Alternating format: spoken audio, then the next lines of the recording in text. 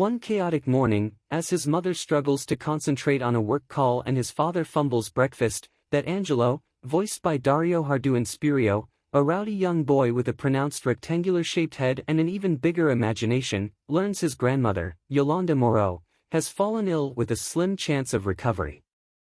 The life-changing news propels the innocuous French animated feature, Into the Wonderwoods, which Oscar-nominated artist and filmmaker Vincent Perrinaud, Persepolis, adapted from his own 2016 comic book, published under the nom de plume Winchless, and co-directed with Alexis Ducourt, Zombilenium.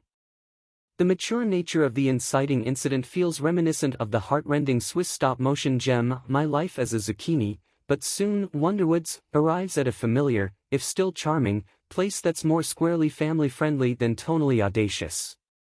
To see Grandma before it's too late, the family travels by car. Angelo has a pair of siblings, one older and the other an infant, but during a pit stop, the protagonist wanders off and his parents get back on the road without him. Left behind, Angelo ventures into a wooded area beckoned by a shiny entity. He'll need to make some new pals to get back on the right path. One head-scratching detail is that while the clan's car features an advanced AI assistant, whose human-like head appears on the dashboard as a floating hologram, Angelo doesn't have a cell phone or any other device. It's a strategic decision on Perrinaud's part, since the mishap could otherwise be resolved with a quick call. However, it wouldn't seem far-fetched for an American child of his same age to have a tablet or mobile phone at their disposal. The narrative choice might respond to the fact that the French government banned the use of cell phones in schools back in 2018. Perhaps Angelo's parents have even stricter rules on technology. After all, the rascal's father does express an aversion to AI throughout. The kooky, fantastical creatures Angelo meets in this whimsical forest rival the extensive cast of characters that populate classic tales such as Alice in Wonderland or The Wizard of Oz, in sheer numbers. A musically talented but pessimistic frog, a squirrel who wishes to be a bird, a cloud trying to manage its propensity for angry outburst, an ogre working as a real estate agent, and some ferocious ants are among the many quirky friends introduced but not fleshed out into more substantial figures. Of all these supporting players, Goo, a giant mound made of soil and vegetation who communicates in grunts not entirely unlike Marvel's Groot, is both most relevant to Angelo's quest and an impressive technical feat given its texture and the shape-shifting attributes of its amorphous composition.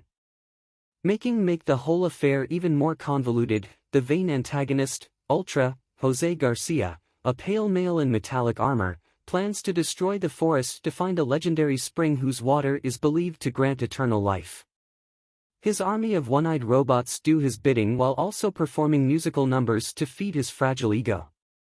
This villain's personality and antics, and the film's overall arc to save the forest and get Angelo to his grandmother, render Into the Wonderwoods overly familiar even as the filmmakers attempt to distinguish themselves from other similar stories, about a child entering a magical place with fairy tale rules and residents, told in the same medium.